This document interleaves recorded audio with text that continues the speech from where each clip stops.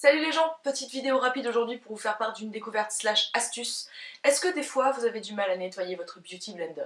C'est le problème que je rencontrais jusqu'ici, je l'adore ce truc, je l'utilise maintenant tous les jours pour faire mon teint, c'est un peu le Graal, donc je le nettoie tous les jours et petit à petit je me rendais compte qu'il y avait des taches qui commençaient à s'incruster dans le beauty blender et je n'arrivais plus vraiment à les faire partir et à chaque fois il y avait de plus en plus de taches qui se mettaient puisque j'arrivais jamais vraiment à enlever toutes les traces de fond de teint et de correcteur qu'il y avait dedans. Avant j'utilisais du savon et ça nettoyait plutôt bien, mais il restait quand même des taches.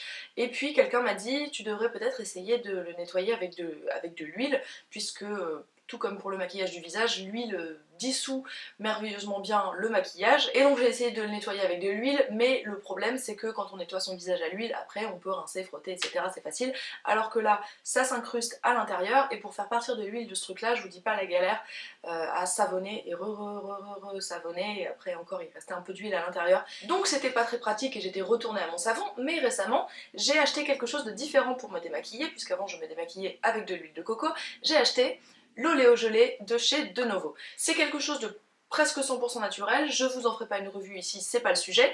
En tout cas ça marche très bien pour démaquiller le visage, mais ça a quelque chose de différent de l'huile végétale, c'est que ça s'émulsionne, c'est-à-dire que quand on met de l'eau dessus, ça se transforme en lait et ça se rince hyper facilement. Et donc un jour j'ai eu une illumination, je me suis dit mais hey, hey.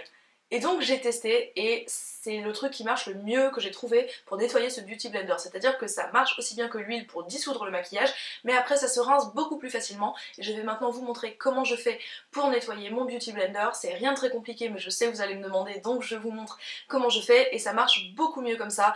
Éventuellement si après une application il me reste une petite tache, j'en remets un petit peu et je me retrouve avec un beauty blender complètement clean, et ça, youpi.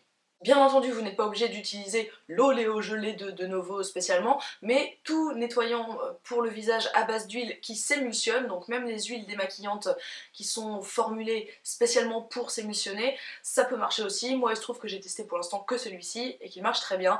Donc petite chose à penser si vous avez comme moi, j'avais avant des petits soucis de beauty blender taché. Voilà, c'était juste une toute petite astuce, mais j'espère qu'elle vous aura été aussi utile que l'idée m'a été utile à moi-même. Et puis ça permet de faire double emploi de ce truc, ce qui est bien quand on n'a pas forcément envie d'acheter le nettoyant spécial Beauty Blender qui coûte une blinde et qui va être utilisé uniquement pour nettoyer le Beauty Blender. Quand on est comme moi, contre l'idée, par principe, eh ben on peut faire comme ça. Voilà. Sur ce, je vous souhaite une très bonne journée, une très bonne soirée, et je vous dis à très bientôt. Salut!